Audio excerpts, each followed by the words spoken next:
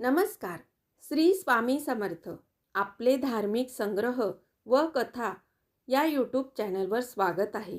आजच्या व्हिडिओमध्ये आपण नरक चतुर्दशीविषयी माहिती, तसेच उठण्याचे काय महत्त्व आहे, तसेच त्यामागील एक कथा आजच्या व्हिडिओमध्ये आपण जाणून घेणार आहोत.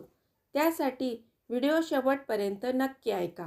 व्हिडिओ आवडला तर व्हिडिओला लाईक आणि कमेंट नक्की करा. चला तर मग आजच्या व्हिडिओला सुरुवात करू. दिवाळी सण आपल्या सर्वांच्या जीवनात आनंदाचे क्षण घेऊन येत असतो. पण ती दिवाळी कशी व कोणत्या प्रकारे साजरी करायची याची माहिती आपल्याला परमपूज्य गुरु माऊलींनी अगदी यथासांग आपल्या हितगुजातून, मासिकातून सामान्य सेवेकऱ्यांपर्यंत पोहोचविली आहे. आणि तशीच दिवाळी आपण सेवेकरांनी साजरी करायला पाहिजे. म्हणजे आपली पूर्णता तेजोनिधी दिवाळी साजरी होते आणि त्यात वेगळाच आनंद आपल्याला मिळतो. धनत्रयोदशीच्या दुसऱ्या दिवशी नरक चतुर्दशी असते. या दिवशी अभ्यंग स्नान करतात. घरात सगळीकडे दीप पणत्या लावतात. घर प्रकाशाने उजळून निघते. या दिवशी जो उशिरा उठेल तो नरकात जातो अशी समजूत आहे. हा उत्सव साजरा का केला जातो ही सांगणारी पुराणात एक अशी कथा आहे, ती ऐकूया. प्राग ज्योतिषपूर नावाचे एक राज्य होते. तेथे नरकासूर नावाचा राक्षस राज्य करीत होता. तो अत्यंत क्रूर होता. अनेक राजांना त्याने तुरुंगात डांबले होते. एवढेच नाही तर 16,000 राजकन्यांना, स्त्रियांनाही त्याने तुरुंगात टाकले होते. भगवान श्रीकृष्णांना हे समजल्यावर ते अत्यंत संतापले. त्यांनी नरकासुराचा नाश करण्याचे ठरविले. नरकासुराशी युद्ध करण्याची भगवान श्रीकृष्ण तयारी करू लागले.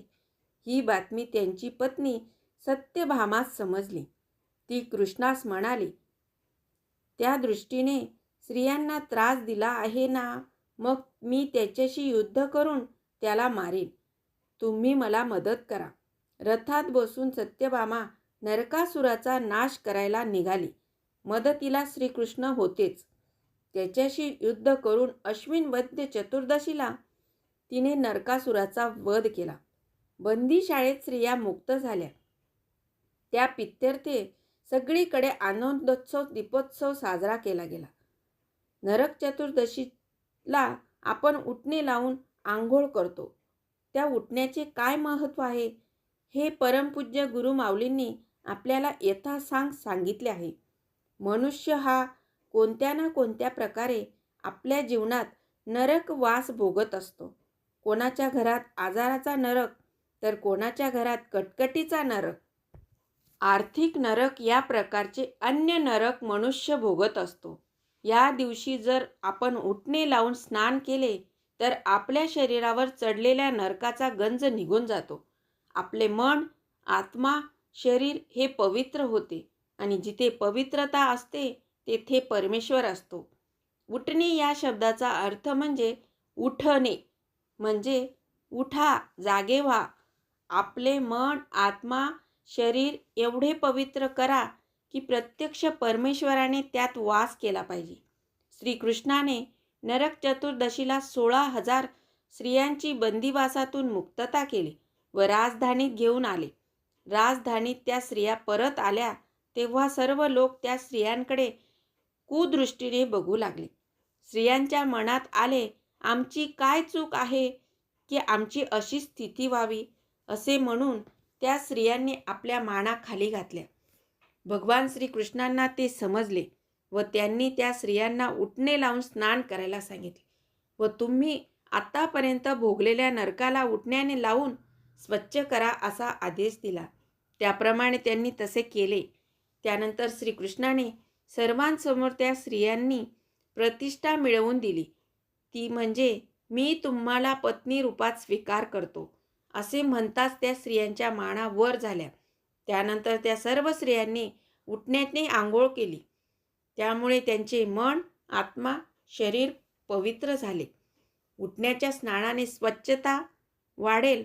शरीर, मन, आत्मा पवित्र होईल. आरोग्य चांगले राहील. आपले मन, आत्मा, शरीर पवित्र करून प्रत्यक्ष भगवान श्री स्वामी समर्थ महाराजांनी त्यांच्या कार्यासाठी आपले शरीर वापरावे एवढे पवित्र झाले पाहिजे. कारण महाराज म्हणतात, मैं गया नहीं जिंदा हूँ, आणि महाराजांचे कार्य जगात अविरत सुरू आहे. महाराजांना आता देहरूपी शरीर नाही, म्हणून महाराज तुमचे आमचे शरीर, मन, आत्मा वापरतात. पण ते एवढे पवित्र झाले की महाराजांच्या कार्यासाठी जर आपले शरीर महाराज वापरतील तर आपल्यासारखे भाग्यवान कोण, याचा विचार तुम्हीच करायचा आहे. एवढे महत्त्व या उठण्याचे परमपूज्य गुरु माऊलींनी आपल्याला सांगितले आहे. जो लावे उठणे तो पावे परमेश्वर.